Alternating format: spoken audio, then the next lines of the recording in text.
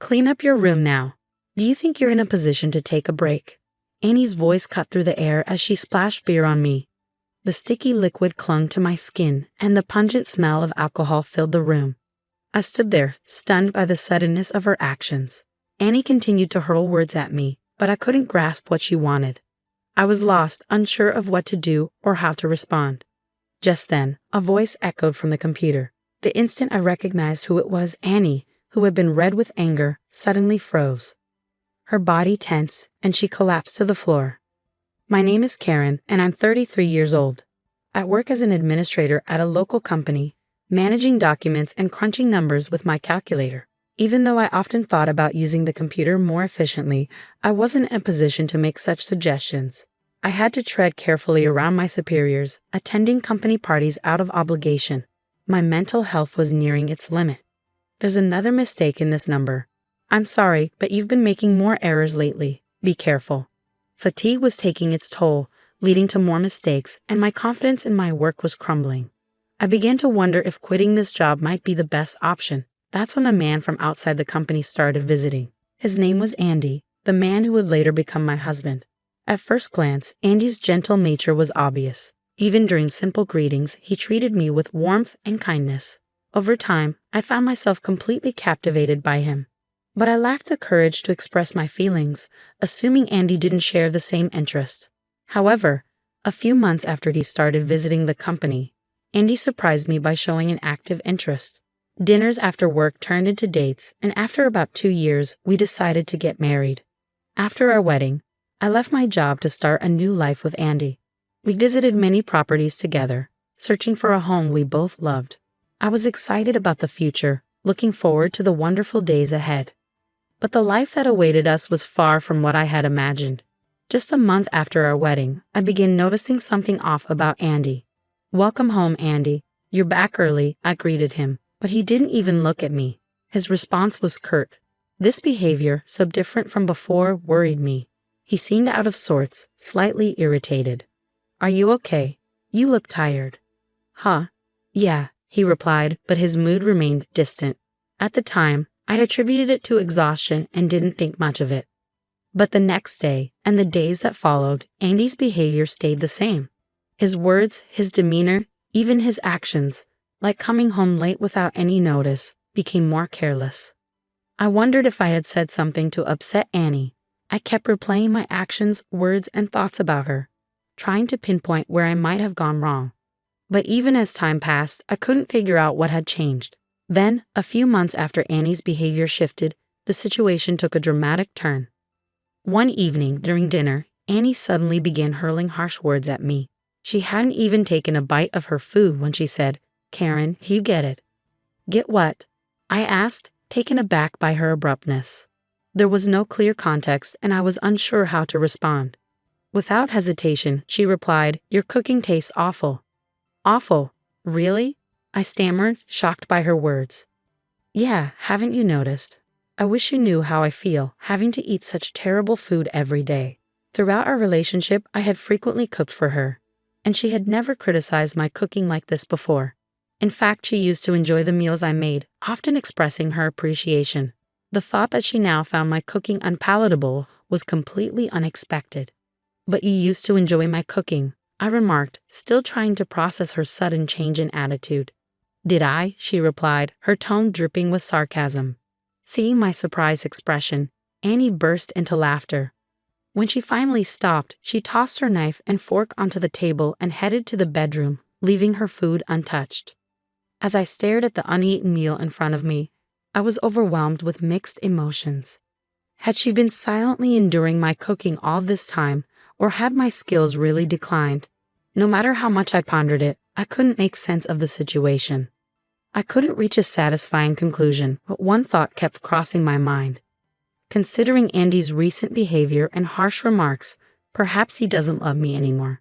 I used to think he was just tired, but his recent actions seemed excessive. The Andy I knew would have been upfront if something was bothering him.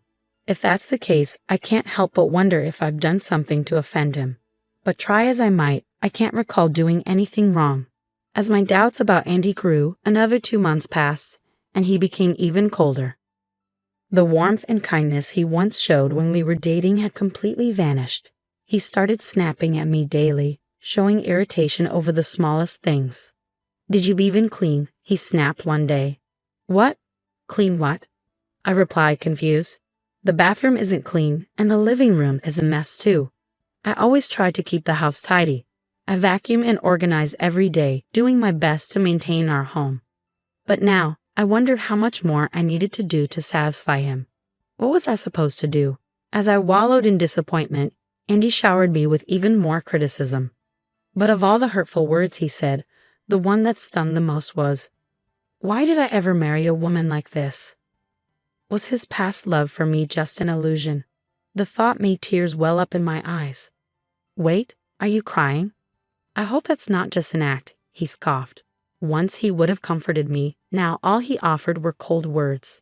He gave a dismissive snort before heading to the bedroom. We used to share the bed, but lately I've been sleeping elsewhere. More often than not, the living room sofa has become my bed. I felt belittled and ignored by Andy, yet I couldn't figure out what had gone wrong. I lacked the courage to end our relationship because deep down, I still believed in Andy.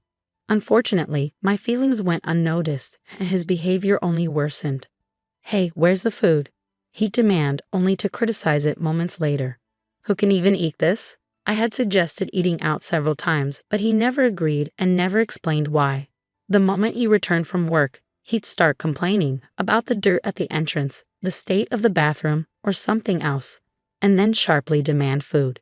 As I noticed the change in his behavior, I tried to figure out the cause. But eventually, I realized he was probably just using me as an outlet for his stress. The inconsistencies in his actions and the way he vented led me to that conclusion. I understood that work could be tiring for Andy, but I wasn't a robot. The constant complaints were taking their toll on me. "Andy, I need to talk to you about something," I said with determination. "I'm stressed from always hearing complaints from you. I know work tires you out, but taking it out on me isn't fair." He looked at me surprised. "What are you talking about?" "I mean every word. Every time you come home from work, you lash out at me, but I'm doing my best too." He smirked, as if mocking my words, but then his face turned red with rage. "You're just a housewife, but the house isn't even clean, and your cooking is terrible. Why shouldn't you get complaints? I can't stand seeing you so relaxed. If there's a specific problem, tell me and I'll try to improve," I offered, trying to find a way to make things better. "No point telling you," he snapped. "You won't change anything. You should figure out what you're doing wrong." He kept dodging my questions, and from this conversation alone, it was clear he only saw me as an outlet for his stress. Expressing my feelings only strained our relationship further. His words grew harsher, and his cold attitude became more prevalent. The happy times we once shared were now a distant memory. I longed for those moments in silence, but my sighs only grew deeper as the days passed. I received a call from an unexpected person, my mother-in-law. We didn't usually communicate often, so I was curious as I answered the phone. "Hello, Karen. How have you been?" She greeted me warmly. I could feel the kindness in her voice, even through the phone. After a bit of chit-chat, she made a surprising proposition. "Handmade crafts?" she asked. "Yes, Karen, didn't you mention that you create handmade items? I've become interested and was wondering if you'd be willing to teach me." I was taken aback. I had been enjoying handmade crafts as a hobby, gathering materials and tools, and immersing myself in my work whenever Andy wasn't around. I had mentioned it to my mother-in-law once but hadn't expected her to remember. "Of course I'd love to," I replied, excited by the idea. That conversation led to us speaking more frequently over the phone. At first it was just regular calls, but as we wanted to show each other our work and explain the materials in detail, we started video calling. Though we didn't live too far apart, visiting regularly was difficult. So, at the agreed-upon times, I would sit in the room filled with my crafting tools, and we'd craft together while video chatting. The weariness in my heart, caused by Andy's behavior, felt somewhat eased during these chats with her. "How has Andy been lately?" she asked one day. "I rarely hear from him, so I'm curious." "Oh, he's fine," I answered, keeping my tone light. "That's good to know." I hadn't shared the recent troubles with Andy with my mother-in-law, preferring to keep those issues to myself for now. I didn't want to burden her with my troubles. Our time together allowed me to forget about Andy for a while, even though his behavior remained unchanged and I continued to struggle. I kept all of that hidden from her. But one day, a few weeks after we started video calling, something unexpected happened. After preparing food and cleaning the house, I was video chatting with my mother-in-law when suddenly the door slammed open. It was Andy. I turned to see him standing near the door, holding something in his hand. He seemed completely unaware of the ongoing video call and slowly approached me. "What are you sneaking around doing in here? Did you finish cleaning?" "What about the laundry?" he demanded. "I've already done that," I replied, trying to keep calm. "You saw me doing housework, didn't you?" "I didn't," he snapped. Andy had been engrossed in watching TV in the living room, so his reply wasn't unexpected. "You're always watching TV," I muttered. "What? You're annoying," Andy yelled. "Clean this room now. Do you think you can just take a break?" Then, without warning, he threw what he was holding at me. The smell hit me instantly. It was beer. My clothes were soaked, sticky with the scent of alcohol clinging to them. Andy looked amused by the scene he had just caused. I was so shocked that I couldn't find any words.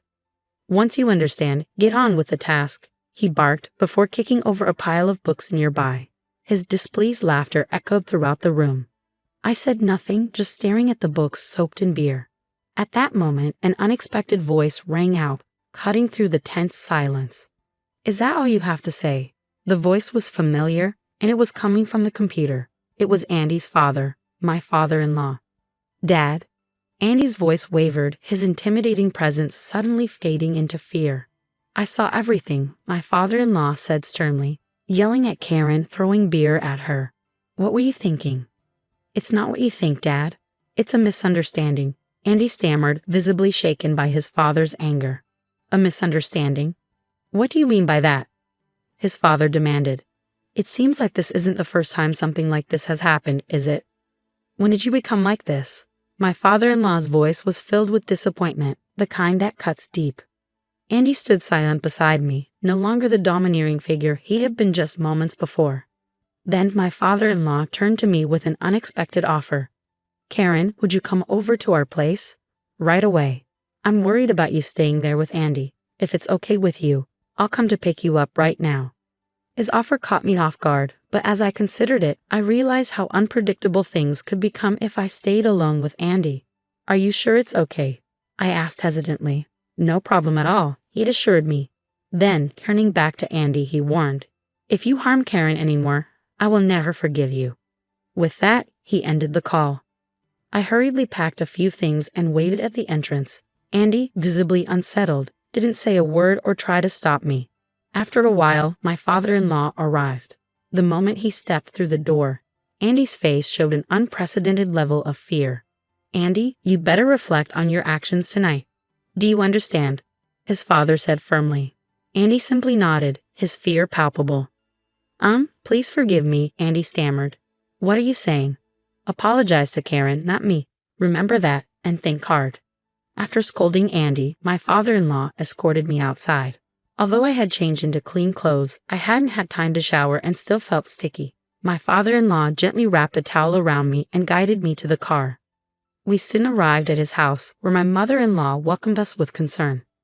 "Karen, are you all right?" she asked, hugging me warmly. "Yes, I'm sorry," I replied. My mother-in-law led me to the bathroom, handing me towels and a change of clothes. "Take your time," she said. "Here are towels and fresh clothes." "Thank you so much." In the midst of the whirlwind, my emotions were in turmoil. After bathing, I changed into the clothes that had been prepared for me and joined my in-laws in the living room. My father-in-law had a serious expression, while my mother-in-law looked anxious. "Thank you for everything," I said. "You're welcome," my mother-in-law replied. "Was the water temperature okay?" "Yes, it was perfect," I answered, sinking into the sofa. "Karen, can you tell us what happened?" my father-in-law asked. I hesitated, unsure where to begin. So that wasn't the first time, was it?" "No, it wasn't," I admitted. "Please tell us, Karen." I took a deep breath and carefully chose my words. My in-laws listened attentively as I explained the events following our marriage and why I had kept it from them until now. They absorbed every detail. "So that's why it came to this," my father-in-law said after a moment. "You should have told us sooner.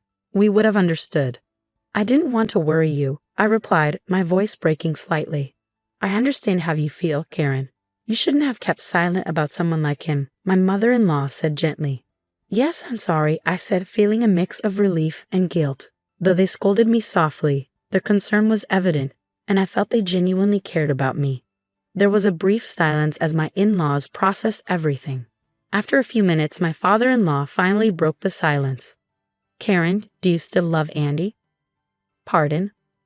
I have a feeling he'll just repeat his mistakes, my father-in-law said firmly. For your sake, I think it's best if you divorce him. Decisions like this are best made quickly. My mother-in-law, sitting beside him, nodded in agreement. Divorce Andy, she urged. I was taken aback by the suggestion from his parents. The idea of divorce seemed so final, and despite everything, I still loved him. The thought of him never changing troubled me deeply, yet I felt torn. They waited silently for me to decide. After some thought, I made up my mind. I will divorce Andy, I said. I had tried to make things work and offered countless suggestions, but he had ignored them all. I believed that if we continued as a married couple, he would only continue to treat me coldly. Relief washed over their faces at my decision. After discussing it further with my in-laws, I was determined to move forward with a divorce. I could finally distance myself from Andy, although a part of me hoped he might change his mind. The overwhelming feeling I had when deciding to divorce was relief. The following week, I went to our house with my in-laws, carrying the court papers, including an affidavit of the defendant. When I rang the doorbell, I heard footsteps approaching, and Andy opened the door. Karen, Dad, Mom, he greeted, clearly surprised and disappointed to see his parents standing there with me. It was evident he hadn't expected that I wouldn't come alone after everything that had happened. We entered the house and took a seat on the sofa, with my in-laws sitting on either side of me. Andy looked uncomfortable but didn't offer any apologies. I turned to face him directly. Andy, let's get a divorce. Divorce? He repeated, sounding incredulous. I've been thinking about it. I don't have the courage to envision a future with you anymore. Even if we lived together again, you'd probably repeat the same mistakes and forget what happened before. That's not true, he said defensively. Can you honestly claim that you've changed? I asked. You haven't even properly apologized for what happened up until last week. You're just offering lip service without showing any genuine regret. I'm sorry, Andy said, startled by my words. But it was too late. The decision had been made. I had lost all sense of forgiveness toward him. It was too late for anything now. Standing by my in-laws, I reviewed the court papers with resolve. I faced Andy with newfound confidence. Why would you say that? I asked, trying to understand his reaction. What were you thinking? After everything that happened last week, you didn't even apologize to me. It seems you never considered the possibility of divorce. If you truly understood the gravity of your actions, you wouldn't be so shocked by the mention of it. I realize I made mistakes, but I don't think it's serious enough for a divorce, Andy protested. Really? I said, incredulously. That's unbelievable. Andy seemed to freeze, his previous bravado gone. Though visibly troubled, he eventually agreed to the divorce. Not once did he show genuine remorse. As I packed my things to leave the house, I asked him, why did you start treating me so poorly after we got married? You weren't like this when we were dating. Hesitating, Andy replied, I didn't want you to look down on me. Did I ever make you feel that way? I questioned. No, you didn't, he admitted. Stop imagining these absurd things, I said, shaking my head. I then left the house with my in-laws, knowing I would never return. I felt a pang of sadness as I left the home I had loved. After finalizing the divorce, I stayed with my in-laws. My financial situation as a housewife wasn't enough to start a new life alone, so their offer for me to stay was a relief. Initially, I felt uneasy, but I soon adapted to my new life and found joy in doing handmade crafts with my mother-in-law. Throughout this time, I received messages from Andy, who seemed unable to let go. However, after my father-in-law sent a firm message from my phone saying, I'm cutting ties with you, Andy's communication ceased entirely. I suspected he hadn't anticipated that I'd be living with his parents. Perhaps he thought that keeping in touch after our divorce might lead to reconciliation. It felt as though he was looking down on me. I am genuinely grateful to my in-laws for suggesting the divorce. A year has passed since then, and while working part-time, I lead a fulfilling life on my own. Though I felt bad about relying on them too much, I decided to be independent even after leaving their home. My relationship with my in-laws remains strong, and they continue to support me. Though we are not related by blood, they welcome me with the warmth of a real family. My goal now is to show my gratitude towards them and find ways to bring them joy every day. I live with a heart full of appreciation for my in-laws.